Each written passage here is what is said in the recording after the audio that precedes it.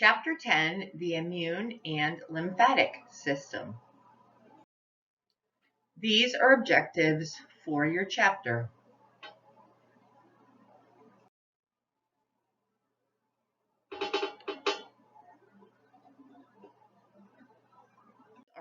These are your clinical practice objectives when you start your clinical.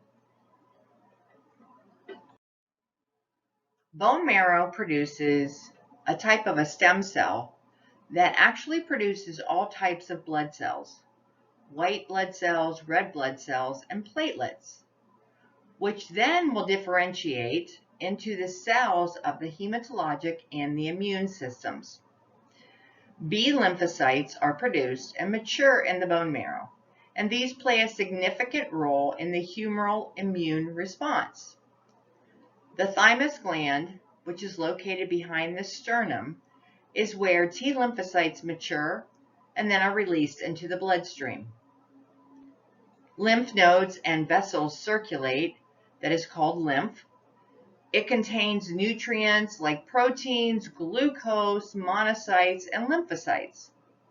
Lymph nodes are also where most lymphocytes are initially exposed to foreign antigens, like bacteria, fungus, and viruses.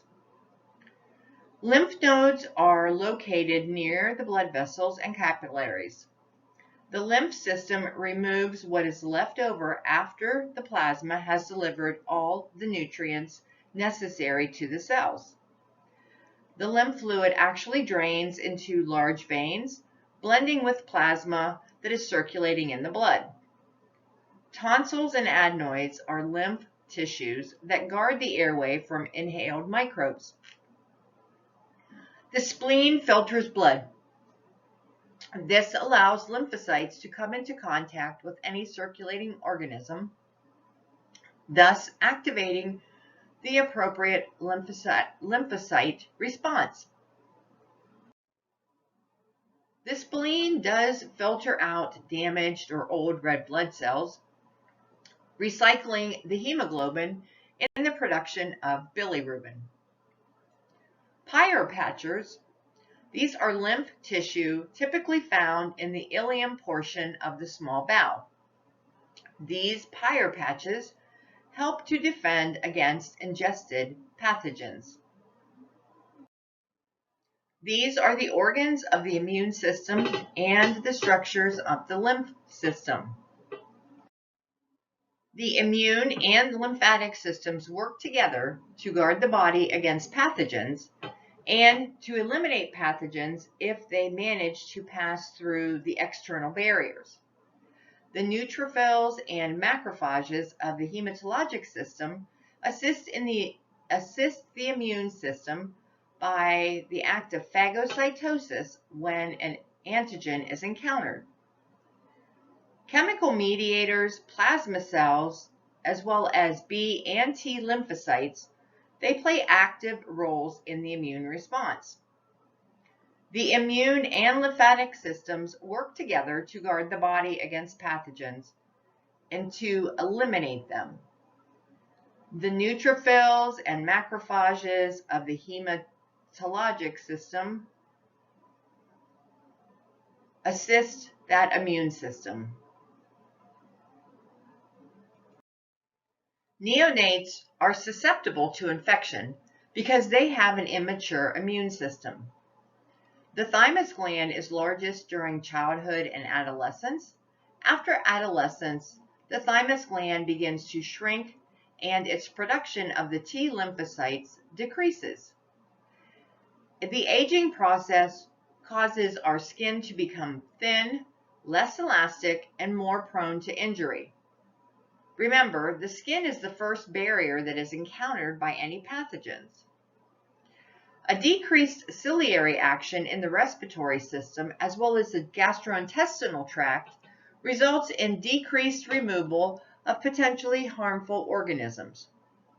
The presence of chronic diseases can decrease the immune system. Both the immune and the lymphatic systems work together to defend against threats from inside and outside of the body. The blood and the lymphatic systems are constantly protecting against microscopic threats to the homeostasis. Sensory nervous system interacts with the lymphatic system by helping to alert the body to outside physical threats by relaying chemical signals back to the brain. Internally, the blood and lymphatic systems are constantly protecting against microscopic threats to homeostasis. The body wants to maintain its internal stability and its balance. Trauma, pathogenic microorganisms, chemicals, or heat may cause injury to tissues both outside and inside the body. The first step in the body's defensive mechanisms against an invasion is the inflammation or the inflammatory process. The inflammatory response by itself is not adequate in killing the invading organism by creating a hostile environment. The white blood cells, lymphocytes, proteins, and chemicals all respond to internal tissue injury. The immune response is a remarkable series of complex both chemical and mechanical activities that take place in our bodies. These activities involve constant surveillance to detect any foreign agents or antigens as soon as they gain access. They provide immediate recognition of the agents as non-self, meaning that they're foreign or alien, and they provide the ability to distinguish one kind of foreign agent from another, as well as remembering that particular agent if it appears in the body again at a later time. The immediate response is called a humoral response. Humoral refers to any fluids or semifluids, and lymphocytic B cells are key to this response. The lymphocytes that are destined to provide cellular immunity pass through the thymus behind the breastbone and migrate to the lymph tissues throughout the body. These are known as T lymphocytes, and they are further divided into T cells, memory T cells, suppressor T cells, and sensitized T cells or killer cells. T cells provide defense against viral infections. Viruses are often difficult to destroy because they inject themselves into host cells and reproduce.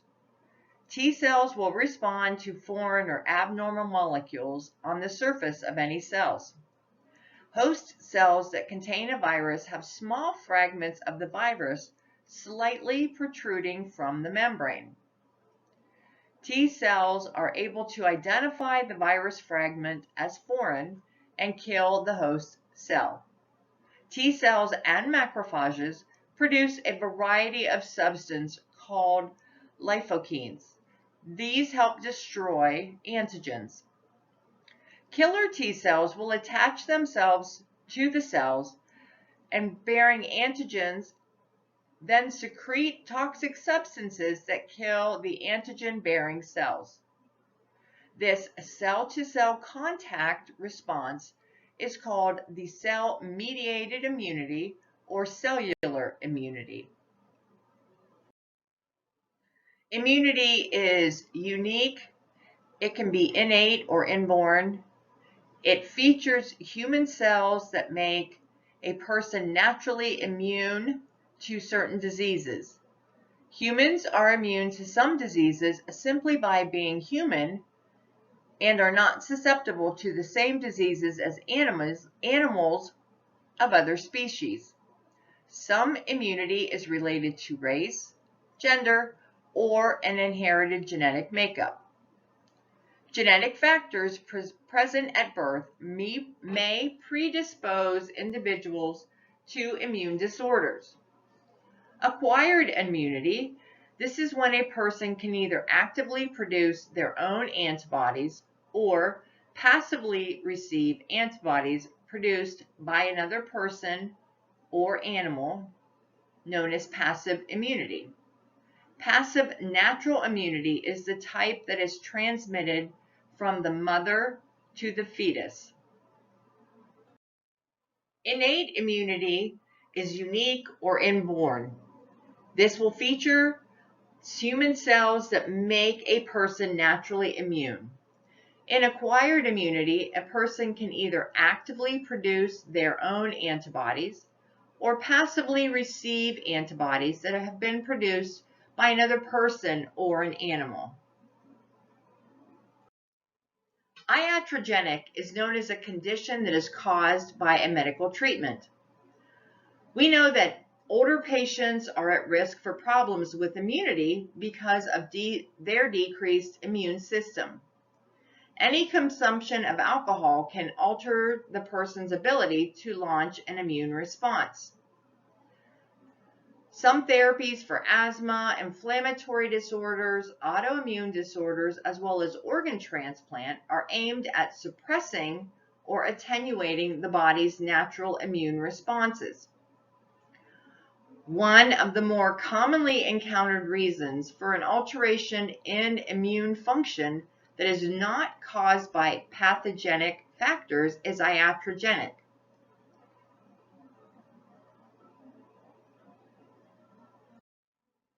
A healthy immune system is a function of a healthy body.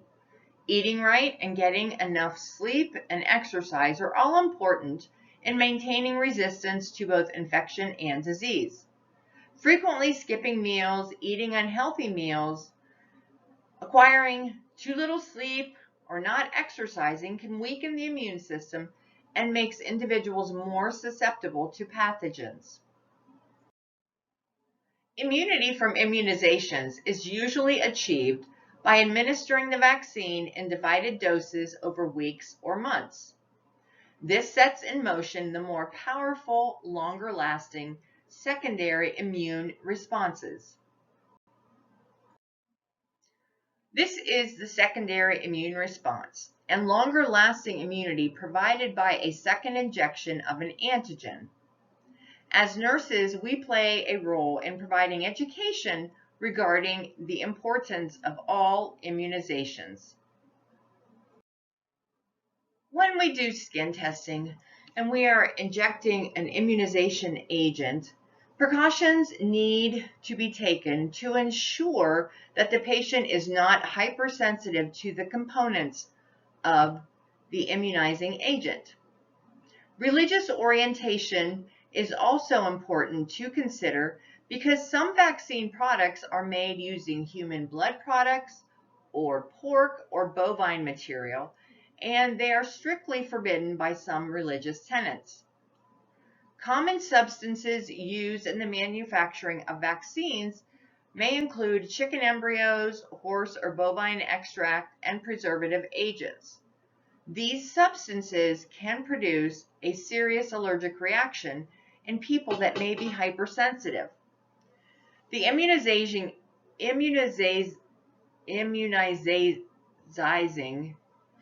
agents that are most often associated with anaphylaxis, a potentially fatal reaction, would include the tetanus, antitoxin, botulism antitoxin, diphtheria, rabies, and anti-lymphocytic. Skin testing is one of the most currently used techniques to measure the immunity and to identify individuals that may have a dormant infectious disease. These tests will include the Schick test to determine susceptibility to diphtheria and the Manitoux test to identify those who might need treatment for tuberculosis. Testing for sensitivity is performed to determine whether a minute amount of the immunizing agent will produce a local reaction. If a reaction does occur, the chances are that the patient will have a severe reaction if the agent is given systemically. An extra precaution to ensure prompt treatment of hypersensitivity reaction is advisable for people receiving immunizing agents to remain in the clinic or the office for 15 to 20 minutes after the injection is provided. This practice is actually in accordance with National Patient Safety Goal of recognizing and quick responding to changes within the patient's condition. A scratch test, which is also known as a prick or a puncture test, involves dropping extracts of allergens into scratches made on the skin. Intradermal injections of allergens are used to detect allergies to insect venom or penicillin. Patches containing allergens that might cause contact dermatitis are placed in direct contact with the skin. Inflammation and itching identify the allergens that provoke the immune system. The complete blood count helps determine whether abnormalities are present in the numbers of the blood cells or types of blood cells. This also allows us to assess the amount of hemoglobin that is present. This information can help us diagnose anemia. The primary use of imaging studies is to identify neoplasms as well as locating and confirming areas of infection. Currently, research is investigating techniques for tagging other cellular components of the immune system with radioactive substances that can then be visualized with nuclear medicine equipment. A CT or computed tomography, MRI, magnetic resonance imaging, and PT, positron emission tomography may all be used to evaluate the thymus gland and other tissue structures of the immune system. PET scanning can be helpful since the technique highlights active metabolic areas when tagged with the appropriate radioactive molecule. A rise in the body temperature will signal a normal immune system response to an infection. Anorexia, or the decreased desire for food, will often accompany fever, infection, and the use of some antimicrobial agents. Adequate amounts of fluid, calories, vitamins, as well as protein are essential to rebuild tissues that are affected by infection and to maintain the immune system. Patients may be immunosuppressed either from the disease process or from medical treatment.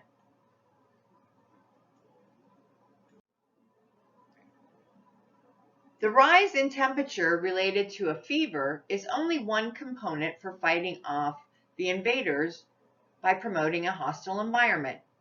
Hyperthermia or fever related to infections may cause discomfort, and excessive fever can lead to complications such as seizures.